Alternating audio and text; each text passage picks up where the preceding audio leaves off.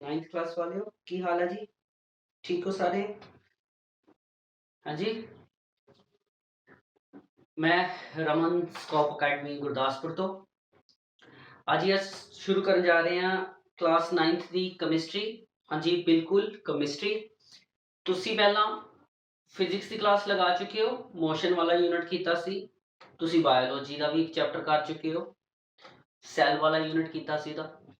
ਅੱਜ ਅਸੀਂ ਕੈਮਿਸਟਰੀ ਸ਼ੁਰੂ ਕਰਨ ਜਾ ਰਹੇ ਹਾਂ। ਜਿਸ ਤਰ੍ਹਾਂ ਕਿ ਮੈਂ ਤੁਹਾਨੂੰ ਪਹਿਲਾਂ ਵੀ ਦੱਸ ਚੁੱਕਿਆ ਕਿ ਸਾਇੰਸ ਦਾ ਸਟਾਰਟਅਪ ਮੇਰੇ ਹਿਸਾਬ ਨਾਲ 9th 'ਚ ਹੀ ਮੰਨਿਆ ਜਾਂਦਾ, ਕਿਉਂਕਿ ਉਸ ਤੋਂ ਪਹਿਲਾਂ ਅਸੀਂ ਇੱਕ ਹਿਸਾਬ ਦਾ EVS ਵਗੈਰਾ ਤੇ ਜ਼ਿਆਦਾ ਫੋਕਸ ਕਰਦੇ ਹਾਂ, ਜਾਂ ਕਹਿ ਲਓ ਕਿ ਸਾਇੰਸ ਨਾਲ ਇੰਨਾ ਵਧੀਆ ਤਰੀਕੇ ਨਾਲ ਨਹੀਂ ਜੁੜ ਪਾਉਂਦੇ।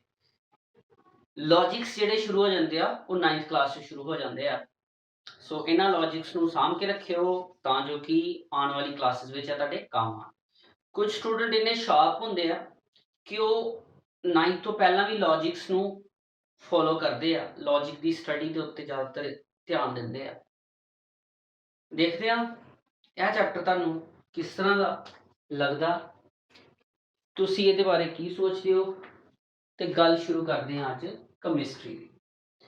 ਕੈਮਿਸਟਰੀ ਸਾਇੰਸ ਦੀ ਉਹ ਬ੍ਰਾਂਚ ਹੈ ਜਿਹਦੇ ਵਿੱਚ ਅਸੀਂ ਕਿਸੇ ਵੀ ਤਰ੍ਹਾਂ ਦੇ ਵਸਤੂ ਕਹਿ ਲਓ, ਸਬਸਟਾਂਸ ਕਹਿ ਲਓ, ਮੈਟਰ ਕਹਿ ਲਓ, ਉਹਦੀ ਕੰਪੋਜੀਸ਼ਨ ਦੀ ਸਟੱਡੀ ਕਰਦੇ ਹਾਂ। Chemistry is the branch of science in which we study about the composition of any type of matter, ਕਿਸੇ ਵੀ ਤਰ੍ਹਾਂ ਦੇ ਮੈਟਰ। ਸੋ ਸਾਡਾ ਪਹਿਲਾ ਟੌਪਿਕ ਅੱਜ ਦਾ ਇਹੀ ਹੈ ਜੀ, ਮੈਟਰ। ਕੀ ਹੁੰਦਾ ਮੈਟਰ? ਐਨੀਥਿੰਗ ਜਾਂ ਐਨੀ ਸਬਸਟੈਂਸ that have space ਜਾਂ that have mass and occupies space and made up with material particles। कोई ना कोई कंपोजिशन जरूर होएगी किसी ना किसी तरह दी, is called मैटर। मैं पहले ही कहा सी कि मेरी राइटिंग इतनी चंगी नहीं है, पर मैं कोशिश करांगा कि ਉਹਦੇ ਤੋਂ ਵਧੀਆ ਬੋਲ ਸਕਾਂ। मैटर की है? मैटर कोई भी ਇਹੋ ਜਿਹੀ चीज, सबस्टांस, मटीरियल जो कि जिस दे कोल मास है अपना और जो स्पेस यानी कि कोई जगह घेरदा, ਉਹਨੂੰ ਅਸੀਂ मैटर कहने। मैटर किसी ना किसी मटीरियल पार्टिकल्स का बनया हुंदा। वो पार्टिकल एटम्स हो सकते हैं, मॉलिक्यूल्स हो सकते हैं, कुछ भी हो सकता। और इस तरह की कोई भी चीज नहीं है जो कि मैटर ना होए जे देखा जाए तो। यह मैटर है, यह कपड़ा मैटर है, असी मैटर है, यह मेरा बोर्ड मैटर है, मेरा कैम मैटर है, तुसी मैटर हो। even the air is also a type of matter। मतलब हर एक वो चीज ਜਿਹੜੀ कि जगह घेरती है, ਜਿਹਦੇ ਕੋਲ मास है, ਜਿਹਦੀ कोई कंपोजिशन है, ਉਹਨੂੰ ਅਸੀਂ मैटर कहने ਆ। ਸਾਡੀ ਕੈਮਿਸਟਰੀ ਦੀ ਸਟੱਡੀ ਸਾਰੀ ਦੀ ਸਾਰੀ मैटर ਤੇ ਹੀ, ਸਾਰੀ ਦੀ ਸਾਰੀ ਸਟੱਡੀ। ਔਰ ਜੇ ਤੁਸੀਂ ਦੇਖੋ ਕਿ ਕਿਹੜੀ ਚੀਜ਼ मैटर नहीं ਆ, ਤੇ ਮੈਨੂੰ शायद ही कोई ख्याल है कि मैटर नहीं है, पर फिर भी कुछ एग्जांपल्स ने मैटर दियां। फॉर एग्जांपल तुसी ਤੁਹਾਡਾ ਜਿਹੜਾ ਸ਼ੈਡੋ बनदा, ਤੁਹਾਡੀ परछाई, वो मैटर नहीं है। लाइट ट्रैवल करती है, लाइट मैटर नहीं है। मैटर ਦੇ ਵਿੱਚ ਕੁਝ ਜ਼ਰੂਰੀ ਚੀਜ਼ਾਂ ਨੇ। ਮੈਟਰ ਕਿਸੇ ਪਾਰਟਿਕੂਲਰ ਤਰ੍ਹਾਂ ਦੇ ਮਟੀਰੀਅਲ ਦਾ ਮਿਲ ਕੇ ਬਣਿਆ ਹੁੰਦਾ। ਸੋ ਮੈਟਰ ਕੋਈ ਵੀ ਇਹੋ ਜਿਹੀ ਚੀਜ਼ ਹੋ ਸਕਦੀ ਹੈ ਜਿਹਦਾ ਮਾਸ ਹੋਏ ਔਰ ਜੋ ਜਗ੍ਹਾ ਘੇਰੇ। ਹੁਣ ਗੱਲ ਆਉਂਦੀ ਆ मैटर की क्लासिफिकेशन, यानी कि classification of matter. Classification of matter. बेटा मैटर दो तरीके ना क्लासीफाइड किया गया। एक on the basis of chemistry और एक on the basis of physics, यानी कि एक फिजिकल प्रॉपर्टीज के आधार के उत्ते और एक कैमिकल प्रॉपर्टीज के आधार पे। अगर गल करिए on the basis of physical properties, अगर गल करिए फिजिकल प्रॉपर्टीज के आधार ते मैटर जो है वो तीन प्रकार का है। Matter is of three types. वो थ्री टाइप्स केड़ियां केड़ियां ने? एक है सॉलिड, एक है लिक्विड, एक है गैस। फिर रिपीट कर देना, according to physical behaviour the matter is of three types. Matter तीन प्रकार का हुंदा है।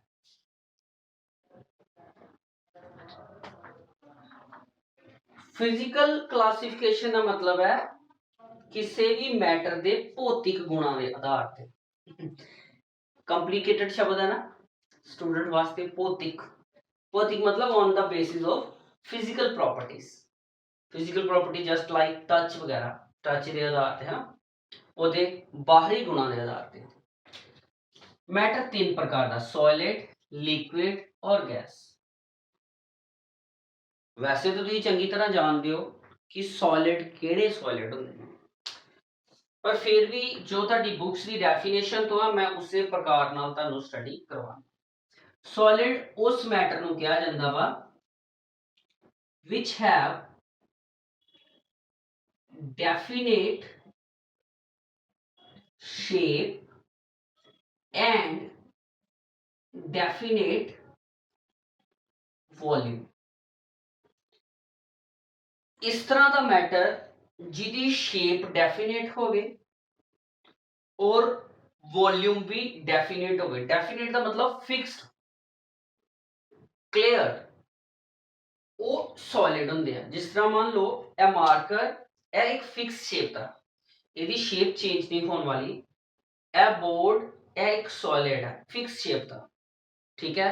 हर एक वो वस्तु जिन्हां दी शेप फिक्स्ड है और जिदा वॉल्यूम यानी कि कंपोजिशन मटीरियल हमेशा कांस्टेंट रहे, फिक्स रहे, ਉਹਨੂੰ ਅਸੀਂ डेफिनेट वॉल्यूम ਦਾ सॉलिड मानते हैं। सो सॉलिड की सब तो खास प्रॉपर्टी है कि सॉलिड की शेप नहीं बदलती किसी भी कंडीशन किसी टाइमलाइन के उत्ते, और ना ही सॉलिड के वॉल्यूम के कोई चेंज आता। सॉलिड में काफ़ी सारिया चीज़ां आ जांदियां, इन्हां दी एग्जांपल तुहाडी बुक च दित्ती है। Woods, brick, stone, chair, iron rod, यह सब कुछ सॉलिड, सब कुछ सॉलिड। सो इस आधार के उत्ते लिक्विड की डेफिनेशन होर भी सौखी हो जाती है। Which have indefinite shape but definite volume. Liquid वो होंदे आ जिन्हां दी शेप जिहड़ी आ वो फिक्स नहीं है। अगर असी गल करिए एक गिलास पानी की जो कि लिक्विड है, अगर वो उस एक गिलास पानी नू असी एक प्लेट दे विच पा दिंने आ तो वो फैल जाएगा, स्प्रैड हो जाएगा तो शेप बदल जाएगी। अगर उन्हें एक कप दे विच पा दिंने आ तो शेप बदल जाएगी। अगर उन्होंने एक बॉटल च पा दिंने आ शेप बदल जाएगी। यानी कि शेप फिक्स नहीं रहिंदी लिक्विड की। जबकि वॉल्यूम, अगर पानी की मात्रा 1 लीटर है जो कि उसका वॉल्यूम है, ਉਹਨੂੰ ਜਿਹੜੇ ਮਰਜ਼ੀ ਬਰਤਨ ਚ ਪਾ ਲਓ, ਚਾਹੇ ਉਹਨੂੰ ਤੁਸੀਂ गिलास च पा लो, बॉटल च पा लो, किसी ओपन वैसल च पा लो, हर जगह के उत्ते वॉल्यूम 1 लीटर है तो वो 1 लीटर ही रहेगा, चेंज नहीं आएगा क्योंकि वॉल्यूम फिक्स है। तो हुण गल आती है गैसिस की। गैसिस के मामले दे विच ना ते नो डेफिनेट शेप, ना ते शेप डेफिनेट है और ना ही वॉल्यूम, यह दोनों चीज़ां फिक्स नहीं है। गैसिस जिस भी बर्तन च पाने आ उसे बर्तन का आकार लै लैंदियां ने। अगर एक बैलून है, उस बैलून ਨੂੰ ਹਾਈਡਰੋਜਨ ਗੈਸ ਦੇ ਨਾਲ ਫਿਲ ਕੀਤਾ ਗਿਆ ਔਰ ਗੈਸ ਦੇ ਨਾਲ ਜਦੋਂ ਅਸੀਂ ਫਿਲ ਕਰਦੇ ਹਾਂ ਤੇ ਬੈਲੂਨ ਨੇ ਪੂਰੀ ਬੈਲੂਨ ਦੀ ਗੈਸ ਨੇ ਪੂਰੀ ਬੈਲੂਨ ਦੀ ਸ਼ੇਪ ਲੈ ਲਈ ਹੈ। ਲੈਟ ਮੰਨ ਲਓ ਉਹ ਬੈਲੂਨ ਬਰਸਟ ਹੋ ਜਾਂਦਾ, ਫਟ ਜਾਂਦਾ, ਉਹਦੇ ਵਿੱਚੋਂ ਨਿਕਲੀ ਹੋਈ ਗੈਸ क्या ਉਸੇ ਸ਼ੇਪ 'ਚ ਰਹੇਗੀ? ਨਹੀਂ, ਉਹ ਅਲੱਗ ਸ਼ੇਪ 'ਚ ਚਲੇ ਜਾਏਗੀ ਔਰ ਉਹਦੇ ਨਾਲ ਨਾਲ ਉਸ ਗੈਸ ਦਾ ਵੋਲਿਊਮ ਜੋ ਕਿ ਫਿਕਸ ਹੀ ਉਸ ਬੈਲੂਨ 'ਚ, ਜਿੱਦਾਂ ਬੈਲੂਨ ਬਰਸਟ ਕੀਤਾ ਉਹ ਹਰ ਜਗ੍ਹਾ ਦੇ ਉੱਤੇ ਫੈਲ ਗਈ। ਇਹਦੀ ਇੱਕ ਹੋਰ ਐਗਜ਼ਾਮਪਲ ਦੇਣਾ ਮੈਂ ਤੁਹਾਨੂੰ। ਤੁਸੀਂ ਜਿਹੜੇ ਮਾਰਕੀਟ ਤੋਂ ਆਪਣੇ ਡੀਓ ਵਗੈਰਾ ਲੈ ਕੇ ਆਉਂਦੇ ਹੋ ਫ੍ਰੈਗਨੈਂਸ ਦੇ ਲਈ ਹੈ, ਪਰਫਿਊਮਸ ਵਗੈਰਾ, ਉਹ ਇੱਕ ਬੜੀ ਛੋਟੀ ਜੀ ਬੋਟਲਸ ਦੇ ਵਿੱਚ ਹੁੰਦੇ ਔਰ ਜਦੋਂ ਆਪਾਂ ਉਹਨਾਂ ਦਾ ਇਸਤੇਮਾਲ ਕਰਦੇ ਹਾਂ, ਲੈਟ ਰੂਮ ਸਪਰੇ ਹੀ ਆ, ਛੋਟੀ ਜੀ ਬੋਟਲ 'ਚ ਨਿਕਲਿਆ ਹੋਇਆ ਰੂਮ ਸਪਰੇ ਪੂਰੇ ਦੇ ਪੂਰੇ ਰੂਮ ਦੇ ਵਿੱਚ ਫੈਲ ਜਾਂਦਾ ਔਰ ਵੋਲਿਊਮ ਉਹਦਾ ਐਕਸਪੈਂਡ ਕਰ ਜਾਂਦਾ। ਇਟ ਮੀਨਸ ਕਿ ਗੈਸਿਸ ਦੇ ਕੇਸ ਵਿੱਚ ਨਾ ਤੇ ਸ਼ੇਪ ਫਿਕਸ ਹੈ ਨਾ ਵੋਲਿਊਮ। ਲਿਕੁਇਡ ਦੀ ਐਗਜ਼ਾਮਪਲ ਦੇਖੀਏ ਤੇ ਲਿਕੁਇਡ ਦੀ ਕਿਹੜੀ ਐਗਜ਼ਾਮਪਲਸ ਨੇ ਯਾਰ? ਲਿਕੁਇਡ ऑयल, वाटर, मिल्क, जो भी चीज लिक्विड है वो फ्लो करती है, फ्लोट करती है। अगर गैस की गल करिए तो गैसिस आलमोस्ट इनविजिबल होंदियां ने, पर ਇਹਦੇ ਵਿੱਚੋਂ ਤੁਹਾਡੇ ਕੋਲ ਕੁਝ ਆ ਜਾਂਦਾ ਜਿੱਦਾਂ ਕਿ ਸਮੋਕ, ਧੂਆਂ ਔਰ ਹਾਈਡਰੋਜਨ, ਨਾਈਟ੍ਰੋਜਨ, ਆਕਸੀਜਨ, ਸਾਰੀਆਂ ਗੈਸਿਸ ਨੇ। ਸੋ ਇਹ ਗੈਸਿਸ ਦੀ ਪ੍ਰੋਪਰਟੀ ਹੈ। सॉलिड, लिक्विड और गैस, ਇਹ ਤਿੰਨ ਫੰਡਾਮੈਂਟਲ ਸਟੇਟਸ ਨੇ ਕਿਸੇ ਵੀ ਮੈਟਰ ਦੀਆਂ। ਹਾਂ, ਇਹਦੇ ਤੋਂ ਬਾਅਦ ਇਨ ਫਿਊਚਰ ਤੁਸੀਂ ਹੋਰ ਵੀ ਫੰਡਾਮੈਂਟਲ ਸਟੇਟਸ ਨੂੰ ਪੜ੍ਹਨਾ, ਪਰ ਕਿਉਂਕਿ ਸਾਡੇ ਹਿੱਸੇ ਆ ਤਿੰਨੇ ਹੀ ਆਈਆਂ ਨੇ। ਕਿਹੜੀਆਂ ਕਿਹੜੀਆਂ? ਮੇਰੇ ਨਾਲ ਬੋਲੋ। Solid, liquid, gas. ਬਹੁਤ ਈਜ਼ੀ ਹੈ ਕੈਮਿਸਟਰੀ ਤੁਹਾਡੀ, ਸਟਾਰਟਅਪ ਤੋਂ 9th ਚ ਕੁਝ ਨਹੀਂ ਹੈ, ਇੱਕ ਦੋ यूनिट है थोड़ी टफ, पर यह यूनिट तो बहुत ईजी है, बहुत सिंपल। हुण यह गल आ जाती है कि अगर सॉलिड अपनी इस तरह की डेफिनेट शेप और वॉल्यूम दे तौर ते जाने जाते हैं ते यह किस प्रकार दे नाल इन्हां नूं होल्ड करते हैं और इन्हां दी प्रॉपर्टीज क्यों अलग ने? लिक्विड की प्रॉपर्टीज थोड़ियां क्यों चेंज ने? गैसिस की प्रॉपर्टी क्यों चेंज ने? इन्हां ते गल करते हैं। ਇਹਨੂੰ ਨੋਟ ਕਰ ਲਓ ਜਲਦੀ ਨਾਲ, ਫਿਰ ਆਪਾਂ ਅੱਗੇ ਚੱਲਦੇ ਹਾਂ।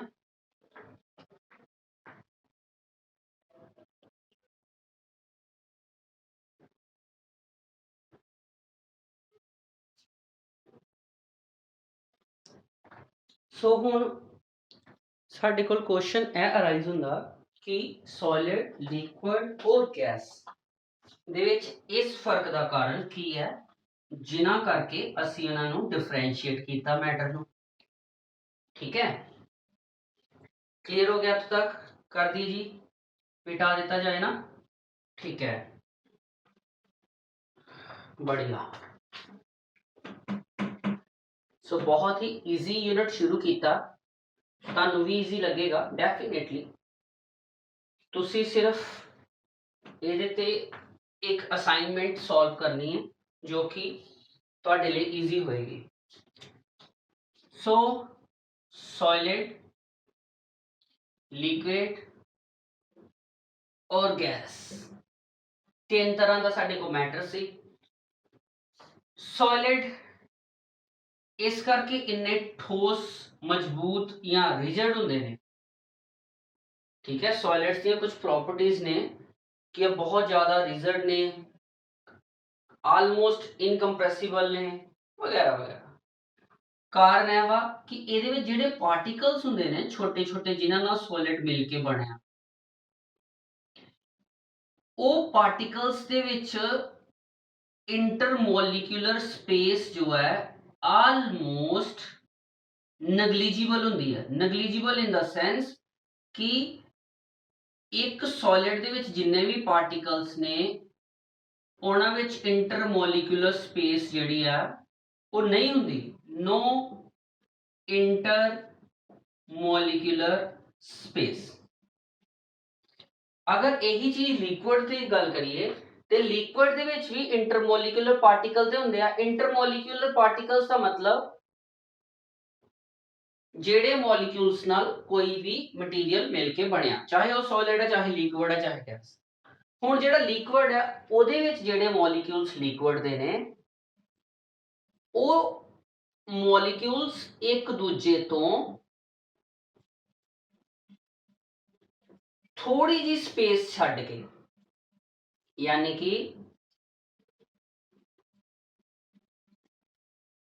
Small space between liquid particles, small space कह लो या आप कह सकते हैं बिटवीन पार्टिकल्स, इंटरमीडिएट स्पेस भी कह सकते हैं।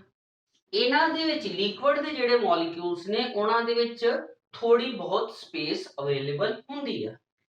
ਤੇ ਜੇ ਗੈਸ ਦੀ ਗੱਲ ਕਰ ਲਈਏ ਤੇ ਗੈਸ ਦੇ ਜਿਹੜੇ ਪਾਰਟੀਕਲਸ ਨੇ ਉਹ ਇੱਕ ਦੂਜੇ ਤੋਂ ਬਹੁਤ ਦੂਰੀ ਤੇ ਹੁੰਦੇ ਆ, ਯਾਨੀ ਕਿ ਲਾਰਜ ਸਪੇਸ ਬਿਟਵੀਨ ਮੋਲੀਕਿਊਲਸ। जो मॉलिक्यूल्स गैस दे है उन्हां दे विच अच्छी खासी स्पेस हुंदी है। ते इन्हां दा कारण की है? इन्हां दा कारण हैगा inter molecular forces. Inter molecular forces का मतलब जेडे मॉलिक्यूल्स है ना जिन्हां नाल मटीरियल मिलके बनया वो मॉलिक्यूल एक दूजे दे उत्ते अट्रैक्शन फोर्स रखते हैं, एक दूजे वाले पासे खिंचाव रखते हैं। इस प्रकार की फोर्स खिंचाव वाली फोर्स सॉलिड दे विच हुंदी है वेरी हाई। इंटरमोलिकुलर फोर्सेस बहुत हाई हुंदी है, बहुत हाई इंटरमोलिकुलर फोर्सेस दो मॉलिक्यूल्स नूं एक दूजे दे नाल आलमोस्ट जोड़े रखदियां, जिहदे करके इन्हां विचकार किसी प्रकार की कोई स्पेस नहीं हुंदी, जिहदे करके सॉलिड जो है वो एक फिक्स शेप इख्तियार करता और रिजिड बॉडी हुंदी है, सख्त। जे लिक्विड की गल करिए तो लिक्विड दे विच इंटर मॉलिक्यूलर फोर्स जो है वो इंटरमीडिएट हुंदियां ने। इंटरमीडिएट का मतलब ना ते बहुत ज्यादा ते ना ही बहुत घट, in between so intermediate forces हुंदियां ने। इंटरमीडिएट वैल्यूज हुंदी, बहुत ज्यादा फोर्सेस नहीं हुंदियां कि मॉलिक्यूल एक दूजे नाल चिपक ही जान, बहुत घट भी नहीं हुंदियां कि एक दूजे तो बहुत दूर चले जान। इस करके इहदे मॉलिक्यूल्स एक डिस्टेंस बना के रखदे आ एक दूजे तो, पर फोर्सेस हुंदियां ने। ते जे गैस की गल करिए तो गैस दे विच आलमोस्ट इंटरमीडिएट फोर्सेस जो ने आलमोस्ट निगलीजिबल हुंदियां ने, आलमोस्ट निगलीजिबल, ना दे बराबर। आलमोस्ट कह सकते हो नो फोर्स ऑफ अट्रैक्शन, यह कह सकते हो, जिहदे करके गैस के मॉलिक्यूल्स एक दूजे दे विच बहुत ज्यादा स्पेस रखते हैं। कोई एक मॉलिक्यूल्स इत्थे है, एक मॉलिक्यूल इत्थे हो सकता, एक इत्थे हो सकता, एक किते भी हो सकते।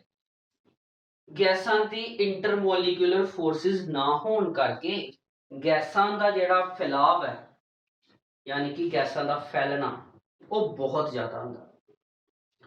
सो किसी भी मैटर के पिछे कि वो सॉलिड है, लिक्विड है, गैसेस है, वो दो फैक्टर्स पे डिपेंड करता मेन, एक इंटरमोलिकुलर स्पेस और दूसरा इंटरमोलिकुलर फोर्स।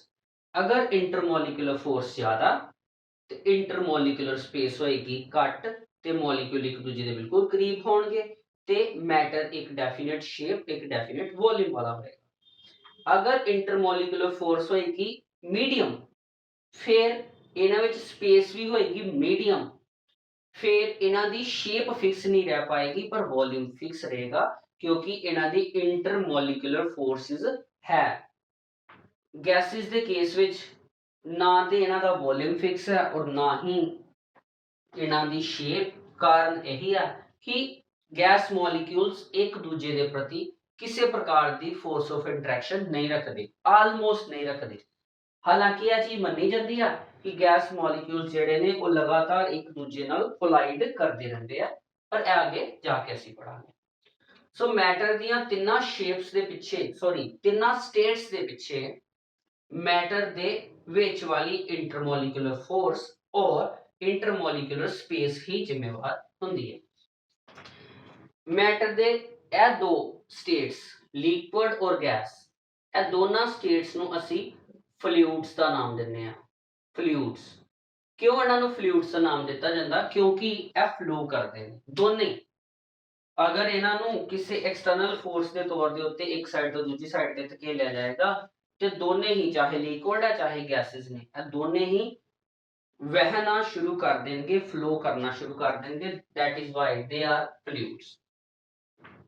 ਇਹਨਾਂ ਤਿੰਨਾਂ ਵਿੱਚੋਂ ਸਭ ਤੋਂ ਖਾਸ ਪ੍ਰੋਪਰਟੀ ਇੱਕ ਗੈਸ ਕੋਲ ਹੈ, ਉਹ ਹੈਗੀ ਹੈ ਕੰਪਰੈਸਿਬਿਲਿਟੀ। ਕੰਪਰੈਸਿਬਿਲਿਟੀ ਦਾ ਮਤਲਬ ਹੁੰਦਾ ਕਿਸੇ ਚੀਜ਼ ਨੂੰ ਦਬਾਉਣ ਦੇ ਉੱਤੇ ਉਸ ਚੀਜ਼ ਦਾ ਦਬ ਜਾਣਾ, ਆਪਣੇ ਆਕਾਰ ਦਾ ਘਟਾ ਲਿਆ ਜਾਣਾ। ਸੋਲਿਡ ਵਿੱਚ ਕੰਪਰੈਸਿਬਿਲਿਟੀ 0 ਦੇ ਬਰਾਬਰ ਹੁੰਦੀ ਹੈ। ਸੋਲਿਡ ਦੇ ਬਾਹਰੋਂ ਜਿੰਨੀ ਮਰਜ਼ੀ ਫੋਰਸ ਲਗਾ ਦਈਏ, एक्सटर्नली जिन्नी मर्जी फोर्स लगा दिए, सॉलिड अपना आकार चेंज नहीं करते और वो हमेशा ही नॉन कंप्रेसिबल रहते हैं, कंप्रेस नहीं करते। लिक्विड की गल करिए तो लिक्विड च कंप्रेसिबिलिटी होंदी है, पर यह कंप्रेसिबिलिटी इन्नी ज़्यादा नहीं होंदी। और तीसरी गल आती है गैसिस की। गैसिस सब तो ज़्यादा कंप्रेसिबल ने, और गैसिस जो कंप्रेसिबल है उसका कारण यह भी है कि इन्हां दे मॉलिक्यूल्स दे विच बहुत ज़्यादा स्पेस है। जो असीं इहदे ते फोर्स लगावांगे तो मॉलिक्यूल्स एक दूजे वाले पासे नूं इकट्ठा होना शुरू हो जाएंगे ते एक ऐसी गैस जो पूरे कमरे दे विच इकट्ठी हुई है, तुसीं उन्हां नूं कंप्रेस करके एक छोटे कंटेनर दे विच भी पा सकते हो, क्योंकि गैसां कोल प्रॉपर्टी है कंप्रेसिबिलिटी दी। ठीक है,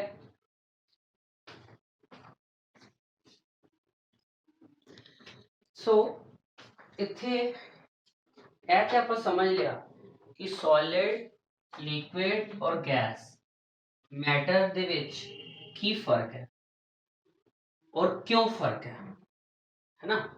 फर्क का कारण है इन्हां दे विच दीयां फोर्सेस और molecule they which the space. क्यों, इत्थों तक हो गया ना।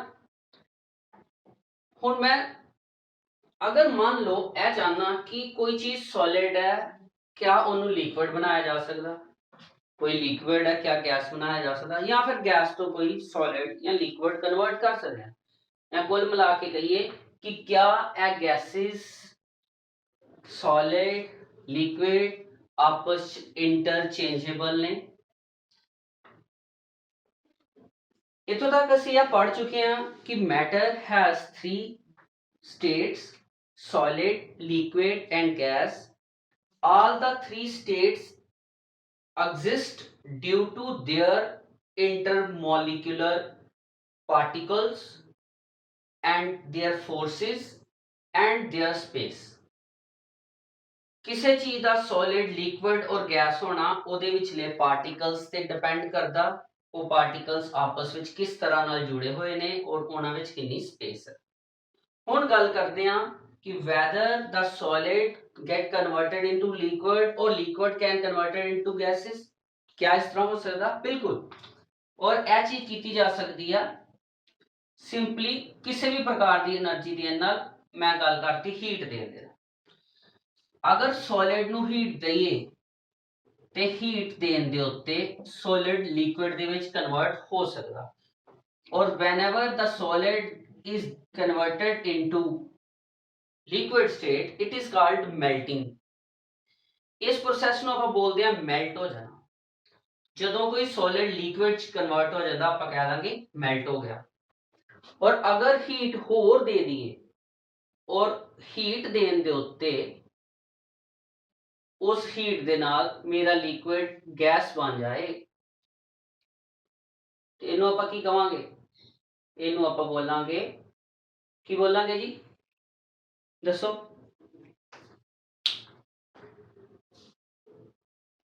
दसो? बॉइलिंग या फिर वेपराइजेशन? दोनों शब्द ठीक ने। वेपराइजेशन किसी भी हीट का, किसी भी हीट का देन नाल किसी लिक्विड का गैस बन जाना, इन्हों आप बोलते हैं कि लिक्विड बॉयल कर गया या फिर ਉਹਦੇ वेपर बन गए, यानी कि वेपराइजेशन हो गई। सो हीट का बहुत वधिया रूल है। ਜਦੋਂ ਕਿਸੇ ਲਿਕੁਇਡ ਨੂੰ ਗਰਮ ਕੀਤਾ ਜਾਂਦਾ, ਹੀਟ ਦਿੱਤੀ ਜਾਂਦੀ ਹੈ ਤੇ ਉਹ ਗੈਸ ਵਿੱਚ ਕਨਵਰਟ ਹੋ ਜਾਂਦਾ। ਯਾਨੀ ਕਿ ਹੀਟ ਵਧਾਉਣ ਦੇ ਨਾਲ ਸੋਲਿਡ ਟੂ ਲਿਕੁਇਡ ਬਣਿਆ ਔਨ ਇਟਸ ਮੈਲਟਿੰਗ ਟੈਂਪਰੇਚਰ। ਠੀਕ ਹੈ, ਉਹ ਟੈਂਪਰੇਚਰ ਜਿਸ ਟੈਂਪਰੇਚਰ ਦੇ ਉੱਤੇ ਸੋਲਿਡ ਮੈਲਟ ਹੋ ਕੇ ਲਿਕੁਇਡ ਦੇ ਵਿੱਚ ਕਨਵਰਟ ਹੋ ਜਾਂਦਾ, ਉਸ ਟੈਂਪਰੇਚਰ ਨੂੰ ਅਸੀਂ ਮੈਲਟਿੰਗ ਪੁਆਇੰਟ ਬੋਲਦੇ ਹਾਂ। ਹਰੇਕ ਮਟੀਰੀਅਲ ਦਾ ਮੈਲਟਿੰਗ ਪੁਆਇੰਟ ਆਪਣਾ ਆਪਣਾ ਹੋ ਸਕਦਾ, ਹਰੇਕ ਸੋਲਿਡ ਦਾ। ਉਸੇ ਤਰ੍ਹਾਂ ਹੀ ਉਹ ਟੈਂਪਰੇਚਰ ਜਿਸ ਟੈਂਪਰੇਚਰ ਤੇ ਹੀਟ ਦੇਣ ਦੇ ਨਾਲ, ਉਸ ਟੈਂਪਰੇਚਰ ਤੇ ਜਿਸ ਟੈਂਪਰੇਚਰ ਦੇ ਉੱਤੇ ਕੋਈ ਲਿਕੁਇਡ ਬੋਇਲ ਕਰਕੇ ਵੇਪਰ ਸਟੇਟ 'ਚ ਚਲਾ ਗਿਆ ਔਰ ਉਸ ਲਿਕੁਇਡ ਦੀ ਗੈਸ ਫਾਰਮ ਆ ਗਈ ਹੈ, ਆਪਾਂ ਉਸ ਪੁਆਇੰਟ ਨੂੰ, ਉਸ ਟੈਂਪਰੇਚਰ ਨੂੰ ਉਹਦਾ ਬੋਇਲਿੰਗ ਪੁਆਇੰਟ ਕਵਾਂਗੇ। ਕਿਸੇ ਵੀ ਮੈਟਰ ਦਾ ਮੈਲਟਿੰਗ ਔਰ ਬੋਇਲਿੰਗ ਪੁਆਇੰਟ ਅਗੇਨ ਉਸ ਮੈਟਰ ਦੇ ਵਿੱਚ ਵਾਲੇ ਮਟੀਰੀਅਲ ਯਾਨੀ ਕਿ ਉਹਦੇ ਮੋਲੀਕਿਊਲਸ ਦੇ ਵਿਚਲੀ ਫੋਰਸ ਤੇ ਡਿਪੈਂਡ ਕਰਦਾ। ਅਗਰ ਕੋਈ ਸੋਲਿਡ ਬਹੁਤ ਹੀ ਜ਼ਿਆਦਾ ਸਟਰੋਂਗ ਫੋਰਸਿਸ ਨਾਲ ਜਕੜਿਆ, ਬਹੁਤ ਸਟਰੋਂਗ ਫੋਰਸਿਸ ਦੇ ਨਾਲ, ਤੇ ਉਹਦਾ ਮੈਲਟਿੰਗ ਪੁਆਇੰਟ ਬਹੁਤ ਹਾਈ ਹੋਏਗਾ। ਇੱਕ ਐਗਜ਼ਾਮਪਲ ਦੇਣ ਲੱਗਾ, ਧਿਆਨ ਨਾਲ ਸੁਣਿਓ। ਡਾਇਮੰਡ ਨੀਅਰ ਅਬਾਊਟ 3300 ਕੈਲਵਿਨ, ਬਹੁਤ ਵੱਡਾ ਟੈਂਪਰੇਚਰ ਹੈ। 3300 ਕੈਲਵਿਨ ਟੈਂਪਰੇਚਰ ਦੇ ਉੱਤੇ ਮੈਲਟ ਕਰਦਾ। So the melting point of diamond is 3300 kelvin. ਇਹ ਟੈਂਪਰੇਚਰ ਤੁਸੀਂ ਲੈਬੋਰਟਰੀ ਦੇ ਵਿੱਚ ਨਹੀਂ ਬਣਾ ਸਕਦੇ, ਇਸੇ ਕਰਕੇ ਲੈਬੋਰਟਰੀ ਦੇ ਵਿੱਚ ਡਾਇਮੰਡ ਨਹੀਂ ਬਣਾਇਆ ਜਾ ਸਕਦਾ। ਡਾਇਮੰਡ ਤੁਹਾਨੂੰ ਨੈਚੁਰਲ ਇਨਵਾਇਰमेंट से मिलता, ठीक है, वोल्केनो सुनिया ना। चलो आगे पता चल जाएगा। सो क्योंकि सॉलिड ਦੇ ਵਿੱਚੋਂ ਇੱਕ ਠੋਸ ਸੋਲਿਡ, ਹਾਰਡੈਸਟ ਸੋਲਿਡ ਡਾਇਮੰਡ ਹੈ ਔਰ ਉਹਦੇ ਮੈਲਟਿੰਗ ਪੁਆਇੰਟ ਦੀ ਗੱਲ ਕੀਤੀ ਆਪਾਂ, ਉਹ ਇਸ ਚੀਜ਼ ਤੇ ਡਿਪੈਂਡ ਕਰੇਗਾ ਕਿ ਉਹਦੇ ਵਿੱਚ ਜਿਹੜੀਆਂ ਇੰਟਰਮੋਲੀਕੂਲਰ ਫੋਰਸਿਸ ਹੈ ਕਾਰਬਨ ਐਟਮਸ ਦੀਆਂ, ਬਹੁਤ ਸਟਰੋਂਗ। ਉਸੇ ਤਰ੍ਹਾਂ ਹੀ ਕੋਈ ਲਿਕੁਇਡ ਦੀ ਆਪਣੀ ਬੋਇਲਿੰਗ ਪੁਆਇੰਟ ਟੈਂਪਰੇਚਰ ਹੈ। ਜਿਸ ਤਰ੍ਹਾਂ ਕਿ ਈਥਰ, ਤੁਹਾਡਾ ਜਿਹੜਾ ਪੈਟਰੋਲ ਹੈ, ਅਲਕੋਹਲ ਹੈ, ਇਹਨਾਂ ਦੇ ਬੋਇਲਿੰਗ ਪੁਆਇੰਟ ਬਹੁਤ ਲੋ ਹੁੰਦੇ ਆ as compare to water. Water ਦਾ ਬੋਇਲਿੰਗ ਪੁਆਇੰਟ ਫੇਰ ਹੈ 100 ਡਿਗਰੀ ਸੈਲਸੀਅਸ। ਸੋ ਜਿਸ ਤਰ੍ਹਾਂ ਤੁਸੀਂ ਕਿਸੇ ਵੀ ਸੋਲਿਡ ਨੂੰ ਹੀਟ ਦਿਓਗੇ ਉਹ ਲਿਕੁਇਡ 'ਚ ਜਾਏਗਾ, ਹੋਰ ਹੀਟ ਦਿਓਗੇ ਉਹ ਗੈਸ ਬਣ ਜਾਏਗਾ। और ਇਹਦੇ oppositely अगर मान लो गैसेस ने और ਉਹਨਾਂ ਨੂੰ ਕੀਤਾ ਜਾਏ ਕੂਲ, ਠੰਡਾ, ਟੈਂਪਰੇਚਰ ਵਧਾਣਾ ਨਹੀਂ ਘਟਾਣਾ, ਕੂਲਿੰਗ ਕਰਨਾ ਮਤਲਬ ਟੈਂਪਰੇਚਰ ਨੂੰ ਘਟਾਣਾ। ਇਸ ਪ੍ਰੋਸੈਸ ਦੇ ਵਿੱਚ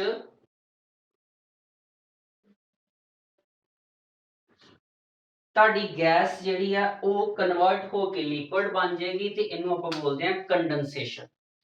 Condensation is the process in which liquid molecules, gases molecules get condensed and give the molecules of liquid form ਦੇ ਵਿੱਚ shift ਹੋ ਜਾਂਦੀ ਹੈ ਗੈਸ।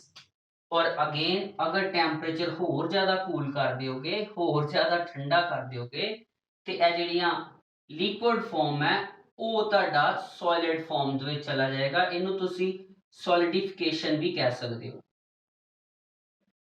ਹੁਣ ਤੁਸੀਂ ਇੱਕ ਅੱਧੀ ਐਗਜ਼ਾਮਪਲ ਲੈ ਲਓ ਨਾ, ਸੋਲਿਡ ਆਈਸ ਥੋੜਾ ਜਿਹਾ ਹੀਟ ਅਪ ਹੋਈ 0 ਡਿਗਰੀ ਸੈਲਸੀਅਸ ਤੋਂ ਥੋੜਾ ਟੈਂਪਰੇਚਰ ਮਾਸਾ ਜਿਹਾ ਹੀਟ ਅਪ ਹੋਇਆ ਤੇ ਲਿਕੁਇਡ ਹੋ ਗਿਆ, ਵਾਟਰ ਚ ਆ ਗਿਆ ਜੀ। ਹੋਰ ਜ਼ਿਆਦਾ ਟੈਂਪਰੇਚਰ ਵਧਾਇਆ 100 ਡਿਗਰੀ ਸੈਲਸੀਅਸ ਉੱਤੇ, ਵਾਟਰ ਦੇ ਵੇਪਰ ਬਣ ਗਏ ਔਰ ਸਟੀਮ ਹੋ ਗਈ, ਗੈਸ ਬਣ ਗਈ। ਅਗੇਨ ਉਹਨੂੰ ਠੰਡਾ ਕੀਤਾ, स्टीम गैस जो है वो लिक्विड फॉर्म वाटर से चलेगी और अगेन और ज्यादा ठंडा किया फ्रीज ते आपां ओनू कर दिता सॉलिडिफिकेशन। वो टैंपरेचर जिदे ते कोई चीज सॉलिड फॉर्म च वापस शिफ्ट की है ओदा फ्रीजिंग पॉइंट हो जाता। क्लीयर हो गई गल। सो टैंपरेचर दा वधाना गैस फॉर्म नू पाना और टैंपरेचर दा घटाना अगेन सॉलिड फॉर्म नू पाना। As we increase the temperature, the solid get converted into liquid and after increasing the temperature more, the liquid get converted into gas. and whenever you decrease the temperature, the gas get converted to liquid again, and after a complete freeze the liquid, it will give you solid. ਕੁਝ exceptional case ਹੈ ਜਿਹਦੇ ਵਿੱਚ ਕੁਝ materials ਜਿਹੜੇ ਨੇ ਉਹ solid ਤੋਂ direct gas farm 'ਚ ਹੀ ਜਾਂਦੇ ਨੇ ਔਰ ਇਸ ਪ੍ਰੋਸੈਸ ਨੂੰ ਕਿਹਾ ਜਾਂਦਾ ਸਬਲੀਮੇਸ਼ਨ। ਹੀਟ ਦੇਣ ਦੇ ਉੱਤੇ some of the materials have solid form, and when get some amount of heat they are directly go into gaseous form, and this process is called sublimation। ਕੁਝ ਇਦਾਂ ਦੇ ਮਟੀਰੀਅਲ ਵੀ ਹੁੰਦੇ ਨੇ ਜੋ ਕਿ ਸੋਲਿਡ ਤੋਂ ਬਾਅਦ ਨੈਕਸਟ ਸਟੈਪ ਲਿਕੁਇਡ ਤੇ ਨਾ ਜਾ ਕੇ ਸਿੱਧਾ ਹੀ ਗੈਸ ਬਣਾ ਦਿੰਦੇ ਆ। ਉਹਨਾਂ ਮਟੀਰੀਅਲਸ ਨੂੰ ਅਸੀਂ ਸਬਲੀਮੇਟ ਮਟੀਰੀਅਲਸ ਕਹਿ ਸਕਦੇ ਹਾਂ। ਸਬਲੀਮੇਟ ਮਟੀਰੀਅਲਸ ਦੇ ਵਿੱਚ ਤੁਹਾਡੇ ਕੋਲ ਆ ਜਾਂਦਾ ਕਪੂਰ, ਠੀਕ ਹੈ, ਕੈਂਫਰ ਜਿਹਨੂੰ ਬੋਲਦੇ ਆ ਆਪਾਂ। ਔਰ ਤੁਹਾਨੂੰ ਪਤਾ ਸਾਡੇ ਕੱਪੜਿਆਂ ਨੂੰ ਬਚਾਉਣ ਦੇ ਲਈ ਸਰਦੀ ਦੇ ਆਪਾਂ ਛੋਟੀਆਂ ਛੋਟੀਆਂ ਬੋਲਸ ਵਿੱਚ ਰੱਖਦੇ ਆ ਵਾਈਟ ਕਲਰ ਦੀਆਂ, ਉਹਨਾਂ ਨੂੰ ਆਪਾਂ ਘਰ ਵਾਲੇ ਬੋਲਦੇ ਆ ਫਨਾਈਲ ਦੀ ਗੋਲੀਆਂ, ਠੀਕ ਹੈ, ਨੈਫਥਾਲੀਨ ਹੁੰਦੀ ਉਹਦੇ ਵਿੱਚ ਵੀ ਸੇਮ ਹੀ ਆ। ਉਹ ਅਗਰ ਤੁਸੀਂ ਰੱਖ ਕੇ ਚਲੇ ਵੀ ਜਾਂਦੇ ਹੋ ਔਰ ਜਿਸ ਦਿਨ ਜਦੋਂ ਵੀ ਇਨ ਫਿਊਚਰ ਤੁਸੀਂ ਉਸ ਟਰੰਕ ਨੂੰ, ਉਸ ਪੇਟੀ ਨੂੰ, ਉਸ ਕੰਟੇਨਰ ਨੂੰ ਖੋਲੋਗੇ ਜਿੱਥੇ ਵਿੱਚ ਉਹਨਾਂ ਨੂੰ ਪਾਇਆ ਗਿਆ ਸੀ, ਉੱਥੇ ਨਹੀਂ ਮਿਲਣਗੀਆਂ ਤੁਹਾਨੂੰ, ਕਿਉਂਕਿ ਉਹ ਸੋਲਿਡ ਤੋਂ ਗੈਸ ਵਿੱਚ ਕਨਵਰਟ ਹੋ ਗਿਆ ਔਰ ਇੱਕ ਹਲਕੀ ਹਲਕੀ ਜਿਹੀ ਉਹਨਾਂ ਦੀ ਸਮੈਲ ਤੁਸੀਂ ਦੇਖੋਗੇ। ਸੋ ਟੈਂਪਰੇਚਰ ਬਹੁਤ ਖਾਸ ਰੋਲ ਅਦਾ ਕਰਦਾ ਕਿਸੇ ਵੀ ਤਰ੍ਹਾਂ ਦੇ ਸਟੇਟ ਆਫ ਮੈਟਰ ਨੂੰ ਕਿਸੇ ਵੀ ਤਰ੍ਹਾਂ ਦੇ ਮੈਟਰ ਦੇ ਵਿੱਚ ਕਨਵਰਟ ਕਰਨ ਦੇ ਲਈ। Here solid can be converted into liquid, liquid can be gas, and gas can be converted into, ਤੁਸੀਂ ਦੇਖੋ ਡਰਾਈ ਆਈਸ ਸੁਣੀ ਆ ਤੁਹਾਡੇ ਇਸ ਚੈਪਟਰ ਦੇ ਵਿੱਚ। ਅਗਰ ਡਰਾਈ ਆਈਸ ਕੀ ਆ? ਇੱਕ ਸੋਲਿਡ ਆਈਸ ਹੈ ਜਿਹੜੀ ਕਿ ਗੈਸ ਦਾ ਸੋਲਿਡ ਰੂਪ ਹੈ, ਕਾਰਬਨ ਡਾਈਆਕਸਾਈਡ ਗੈਸ ਦਾ ਸੋਲਿਡ ਰੂਪ ਹੈ ਡਰਾਈ ਆਈਸ, ਠੀਕ ਹੈ। ਅਸਲ ਦੇ ਵਿੱਚ ਉਹ ਡਰਾਈ ਕਾਰਬਨ ਡਾਈਆਕਸਾਈਡ ਹੁੰਦੀ ਆ ਔਰ ਗੈਸ ਫਾਰਮ ਦੇ ਵਿੱਚ ਕਨਵਰਟ ਹੋ ਜਾਂਦੀ ਹੈ। ਇਹ ਵੀ ਸਬਲੀਮੇਸ਼ਨ ਦੀ ਹੀ ਇੱਕ ਐਗਜ਼ਾਮਪਲ ਹੈ ਜਿਹਦੇ ਵਿੱਚ ਉਹ ਗੈਸ ਜੋ ਹੈ ਟੈਂਪਰੇਚਰ ਗੇਨ ਕੂਲ ਕਰਨ ਦੇ ਉੱਤੇ ਸੋਲਿਡ ਫਾਰਮ 'ਚ ਆ ਜਾਂਦੀ ਹੈ ਔਰ ਉਹਨੂੰ ਡਰਾਈ ਆਈਸ ਬੋਲਦੇ ਆ, ਠੀਕ ਹੈ ਨਾ। ਇੱਕ ਹੋਰ ਖਾਸ ਚੀਜ਼ ਹੁੰਦੀ ਹੈ ਕਿ ਕੁਝ ਗੈਸਿਸ ਅਗਰ ਆਪਾਂ ਉਹਨਾਂ ਦੀ ਇੱਕ ਪ੍ਰੋਪਰਟੀ ਦੀ ਗੱਲ ਕੀਤੀ, ਹੁਣੇ ਗੱਲ ਕੀਤੀ ਸੀ, ਕਿਹੜੀ ਪ੍ਰੋਪਰਟੀ ਸੀ ਗੈਸ ਦੀ? ਕੰਪਰੈਸਿਬਿਲਿਟੀ। ਕੰਪਰੈਸਿਬਿਲਿਟੀ ਮੰਨ ਲਓ ਕੋਈ ਗੈਸ ਲੈ ਲਈ ਅਸੀਂ ਇੱਕ ਕੰਟੇਨਰ ਵਿੱਚ ਔਰ ਉਸ ਕੰਟੇਨਰ ਨੂੰ ਅਸੀਂ ਇੱਕ ਪਿਸਟਨ ਦੇ ਨਾਲ ਕੰਪਰੈਸ ਕਰਦੇ ਪਏ ਹਾਂ, ਪਿਸਟਨ ਨੂੰ ਨੀਚੇ ਨੂੰ ਚਲਾ ਰਹੇ ਹਾਂ ਔਰ ਪਿਸਟਨ ਦੇ ਨਾਲ ਗੈਸ ਨੂੰ ਕੰਪਰੈਸ ਕੀਤਾ ਜਾ ਰਿਹਾ। ਕੰਪਰੈਸ ਕਰਨ ਦੇ ਨਾਲ ਗੈਸ ਜੋ ਹੈ ਉਹ ਲਿਕੁਇਡ ਫਾਰਮ ਦੇ ਵਿੱਚ ਕਨਵਰਟ ਹੋ ਜਾਏਗੀ। whenever we compress the gas, some gases get converted into liquid। ਇਸ ਤਰ੍ਹਾਂ ਦੀਆਂ ਗੈਸਿਸ ਜਿਹੜੀਆਂ ਕਿ ਲਿਕੁਇਡ ਵਿੱਚ ਕਨਵਰਟ ਹੋ ਜਾਂਦੀਆਂ ਨੇ, ਅਸੀਂ ਉਹਨੂੰ ਲਿਕੁਇਫਾਈਡ ਫਾਰਮ 'ਚ ਯੂਜ਼ ਕਰਦੇ ਹਾਂ। ਤੇ ਇਸ ਪ੍ਰੋਸੈਸ ਨੂੰ, ਜਿਸ ਪ੍ਰੋਸੈਸ ਦੇ ਵਿੱਚ ਅਸੀਂ ਗੈਸ ਨੂੰ ਕੰਪਰੈਸ ਕੀਤਾ ਔਰ ਕੰਪਰੈਸ ਕਰਨ ਦੇ ਬਾਅਦ ਉਹਦਾ ਲਿਕੁਇਡ ਬਣਾ ਦਿੱਤਾ, ਉਸ ਪ੍ਰੋਸੈਸ ਨੂੰ ਕਿਹਾ ਜਾਂਦਾ ਲਿਕੁਇਫਿਕੇਸ਼ਨ।